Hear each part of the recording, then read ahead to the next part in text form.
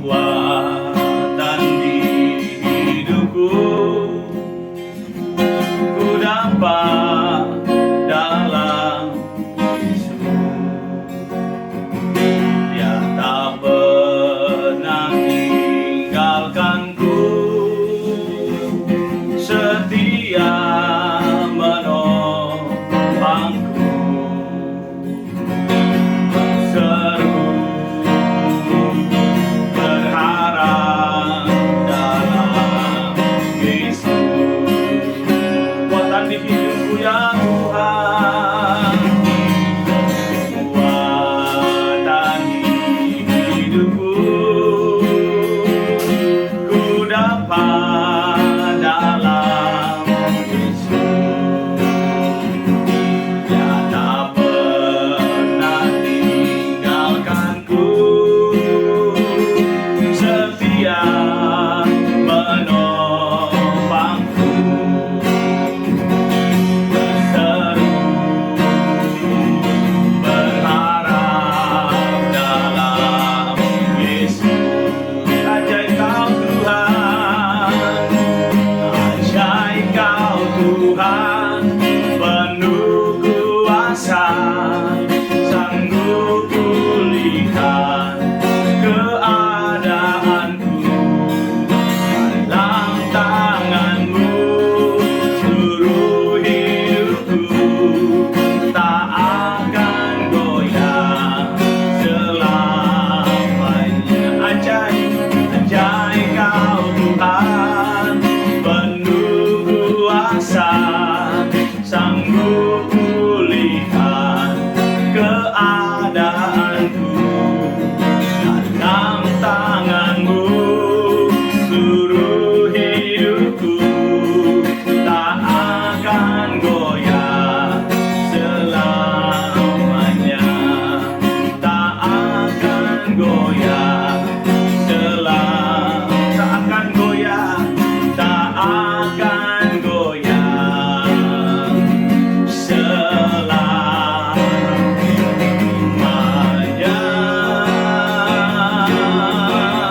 Haleluya, terima kasih anugerah-Mu Tuhan, terima kasih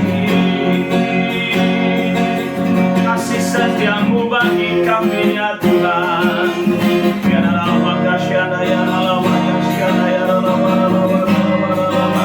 Siap kami dikuaskan, kuatkan, mengalami kekuatan yang baru pagi ini Tuhan. Terima kasih, terima kasih, terima kasih.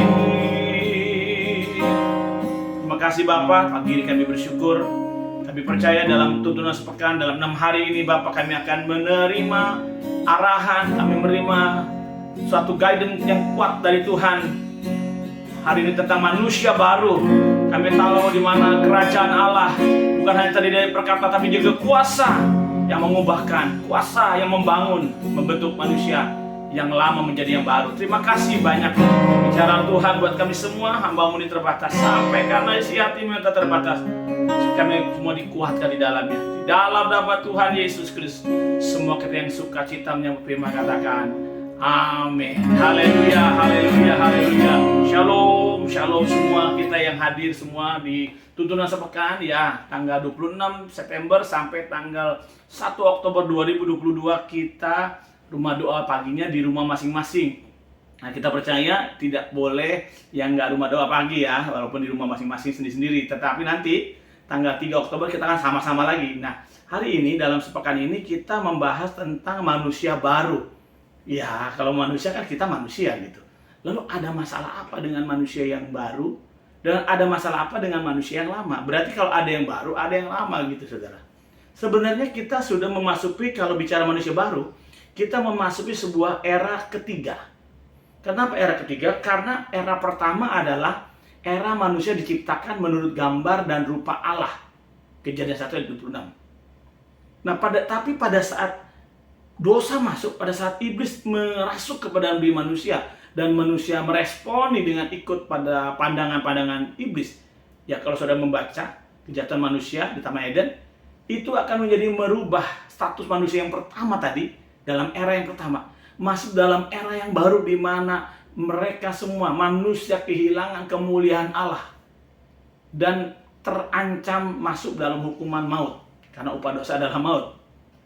Nah, saya maksudkan dengan apa pembahasan kita tentang manusia baru sebenarnya adalah mengembalikan citra diri manusia ke dalam era pertama manusia. Maka digunakanlah kata baru. Walaupun sebenarnya kalau kata baru digunakan kepada Adam dan Hawa pertama dalam penciptaan, tidak baru. Berarti sebenarnya manusia yang sejatinya gitu dah.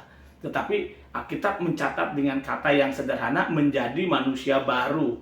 Kenapa? Yang lama yang rusak karena karya iblis sekarang dipulihkan menjadi manusia baru. Nanti kita belajar dalam 6 hari ini bagaimana tujuan Allah dengan adanya kita menjadi manusia baru. Atau kalau saya tadi menyimpulkan, sebenarnya bukan baru, tapi menjadi manusia sejatinya.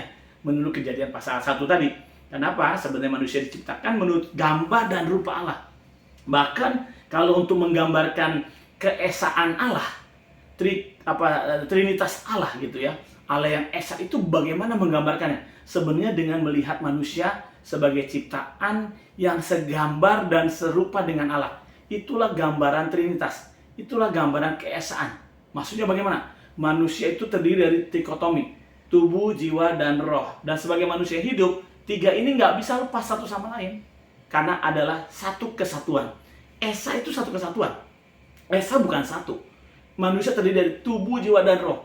Terdiri dari tiga trikotomi. Tetapi satu kesatuan. Itulah keesaan. Allah adalah satu kesatuan. Dia esa. Oke, saat ini kita tidak membahas keesaan Allah ya, tapi paling tidak kita menyinggung itu supaya saudara tahu bahwa manusia pertama yang sejatinya diciptakan Allah di era pertama adalah manusia baru yang sedang kita bicarakan di saat ini. Tentu barang yang ori begitu kerusak, dibenerin, nggak serta-merta jadi ori lagi Bapak Ibu. Tetapi paling tidak akan memiliki fungsi yang kembali disesuaikan dengan orinya gitu. Ya, kurang lebih begitu. Supaya kita dapat nangkep. Nah, hari ini kita membaca Alkitab dalam Efesus pasal 2 ayat 14 sampai 16. Nanti kita dibantu oleh Nita untuk membacakannya di dalam Efesus pasal 2 ayat 14 sampai 16. Mari kita baca. Haleluya. Efesus 2 ayat 14 sampai 16. Karena dialah damai sejahtera kita yang telah mempersatukan kedua pihak dan yang telah merubuhkan tembok pemisah, yaitu perseteruan.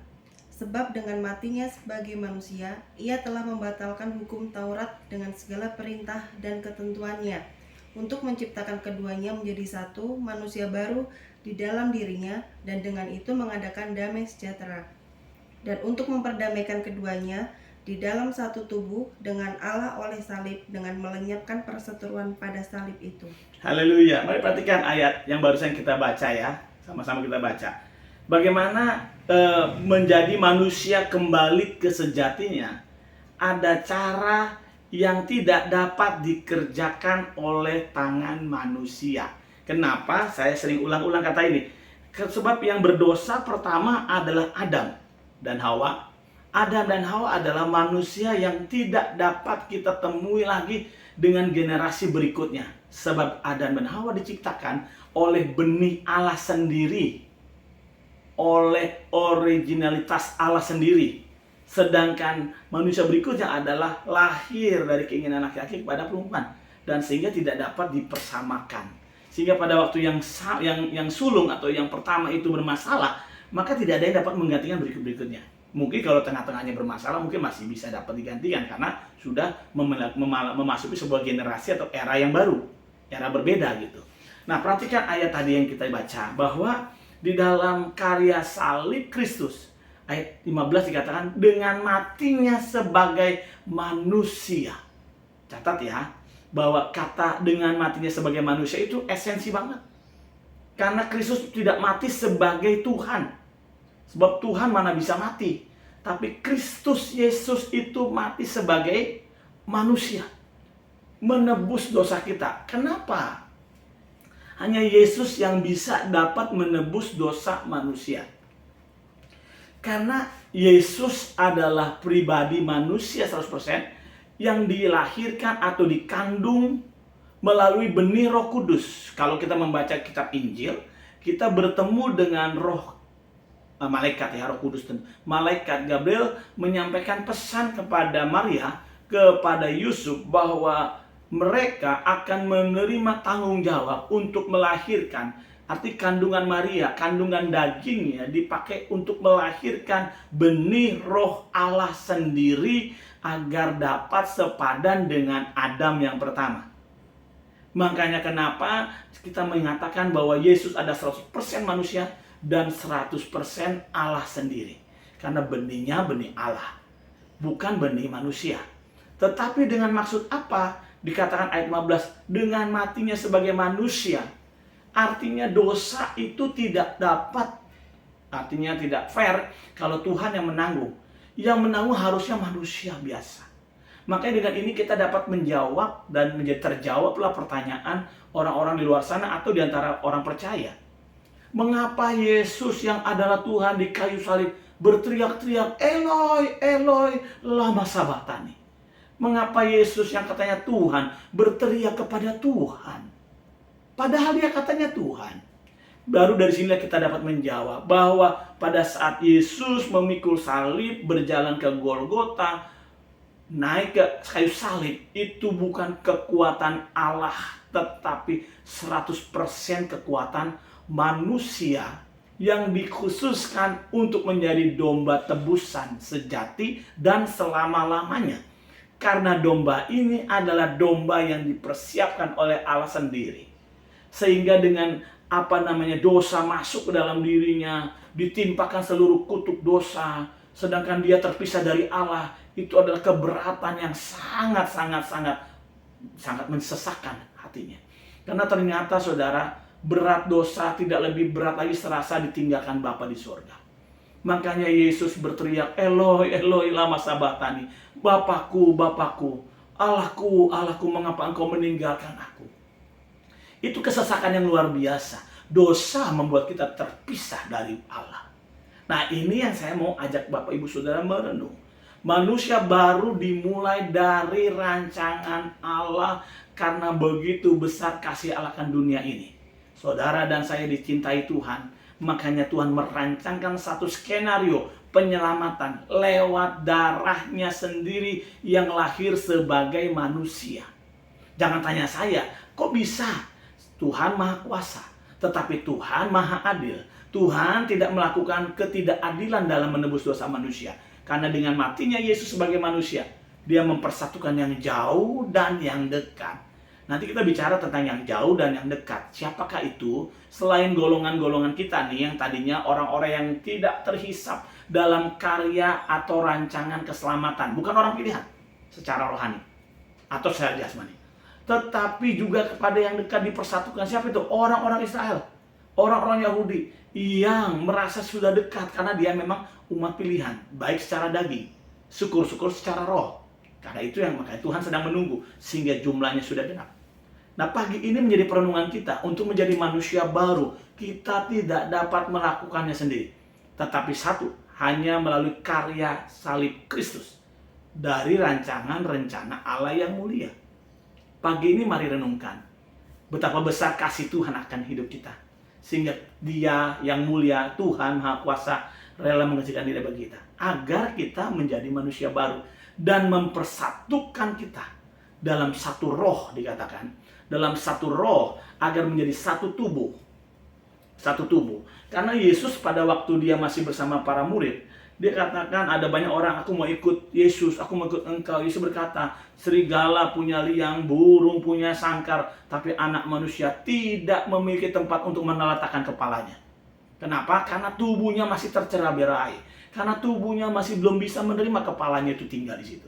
Tetapi saat manusia baru dilahirkan, yaitu orang-orang, nanti kita belajar ya, Selasa, Rabu, Kamis depan ya, kita tahu bahwa kita adalah manusia baru, maka kepala itu yang adalah Kristus mau terletak di atasnya. Karena itu ikutilah ke depan, mari kita doa bersyukur sama Tuhan karena kasih-Nya besar atas kita.